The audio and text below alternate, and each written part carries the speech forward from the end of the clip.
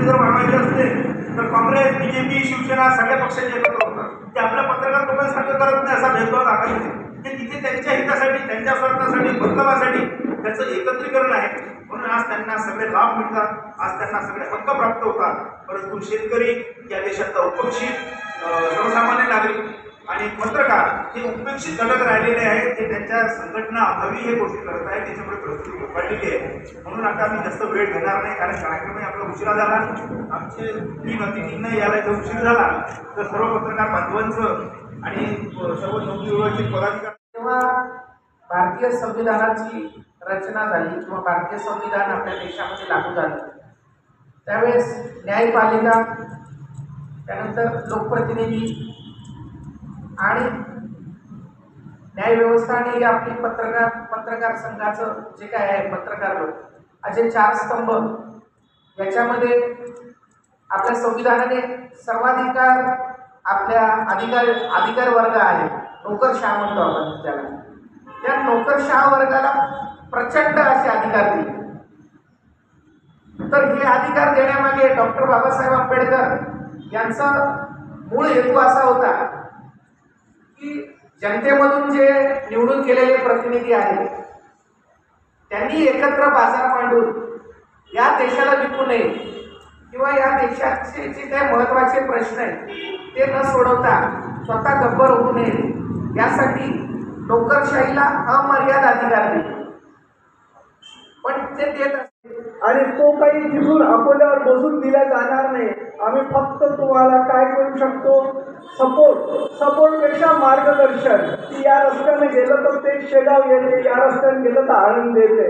आज नानासाहेब गांधीजी यांचंही मी धन्यवाद देतो, अभिनंदन करतो की ज्यांनी ही धुरा सांभाळण्याचं एक महत्त्वाचं काम केलं. तसेच आमच्या ताई या सर्व कार्यक्रमाला उद्धृत करणार आहे, पुढे नेणार आहे.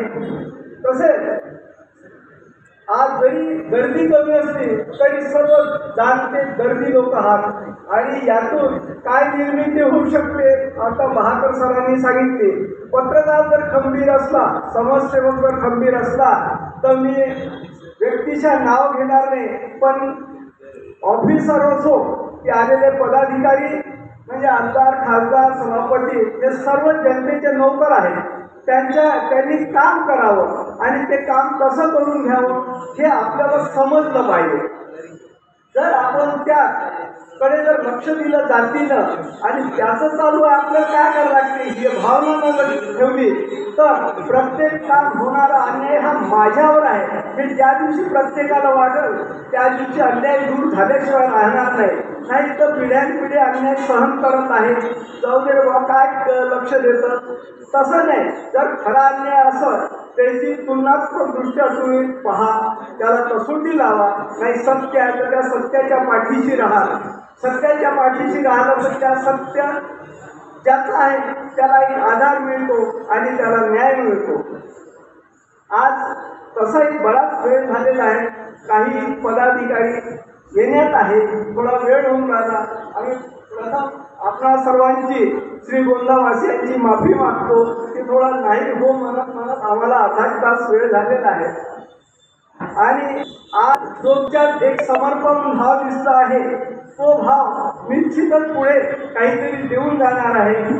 म्हणतात ना, देणाऱ्याने देत जावे, घेणाऱ्याने घेत जावे, घेता घेता एक दिवस देणाऱ्याचे हात घ्यावे. ते कार्य आम्ही सुरुवात केली, ते कार्य स्वतःचं समजून आणखी अविरत वाढवत त्या. निश्चितच यात आज जरी काही दिसलं नाही तरी उद्या खूप मोठी व्याप्ती आहे, खूप मोठी समर्पकता आहे, खूप मोठी समृद्धता आहे. जास्त तुमचा वेळ घेणार नाही. परत तुम्हा सर्वांना मनापासून शुभेच्छा देतो आणि माझ्या 2 शब्दाला विराम देतो.